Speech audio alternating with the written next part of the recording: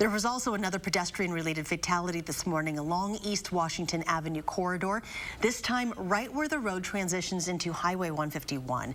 Madison police tell us a person was hit by a vehicle and died. It's not a new problem, but in the past year, East Washington Avenue has become a severe one.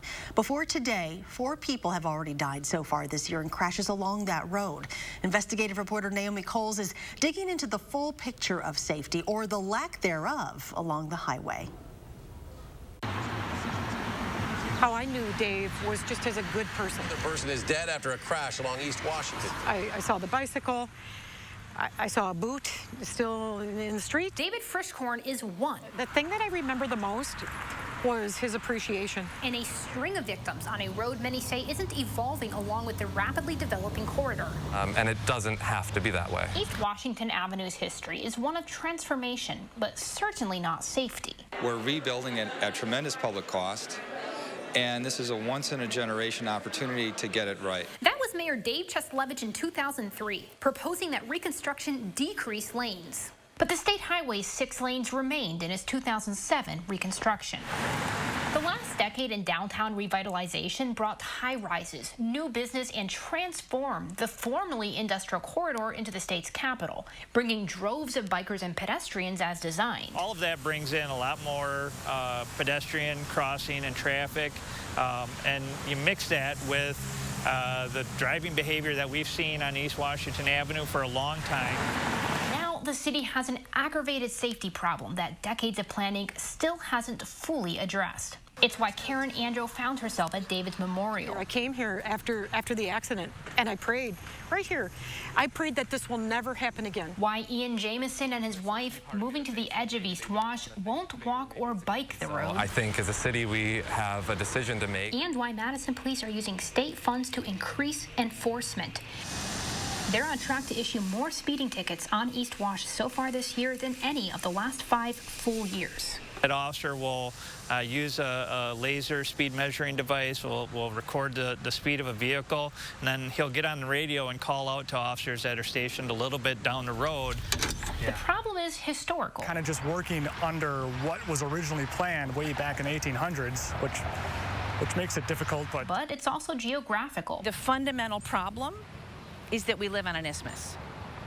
I don't know where else that traffic would go, honestly. Is it a longer commute? Is it routing them around the isthmus and back across John Nolan? Nobody wants to expand transportation corridors near them, frankly. So we're fairly well locked into our existing streets. About 50,000 cars use the roadway daily, channeling thousands of workers between 2 lakes and into the heart of Madison's economy, the capital and the campus. Vision Zero, a 10-year plan started last year to eliminate crash deaths in Madison, is one step, lowering East Wash speed limits, retiming signals, and modifying some crosswalks. It's a plan that also requires changing driver behavior.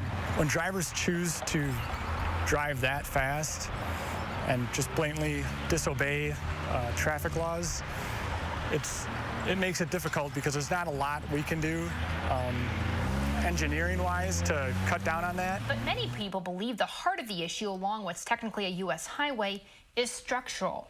We asked the Department of Transportation if the city could approve things like fewer or narrower lanes. The department sent a statement saying Madison has full operational and maintenance control. That has led to some conflicts in the past with the state. The details are far from clear-cut, with pushback on design changes often coming informally from DOT employees, the mayor said. It is a U.S. highway. The state does have a significant degree of control on the configuration of the highway, and in the past, at least, they have been particularly interested in making sure that that corridor maintains the throughput of traffic that it has. So what can the city do? Traffic cameras are illegal in Wisconsin, but the mayor said she's now committing to work with the legislature to try to change that, at least for Madison. I think it is a solution that has been successful in other cities, and I think it's time for us to reopen that conversation. More pedestrian bridges in addition to this one by Marquette Street are not likely. People don't use them. But more protection and division for bike lanes and pedestrian areas, perhaps. But that is something that we're looking at. But in the meantime, people like this lady trying to cross East Washington at this poorly visible crosswalk where David Frischkorn died 2 weeks ago live with a more immediate danger.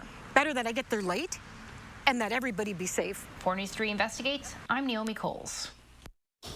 Join Naomi on For the Record this coming Sunday to hear extended interviews and more in-depth conversations about this issue, one of a lot of importance to tens of thousands of people.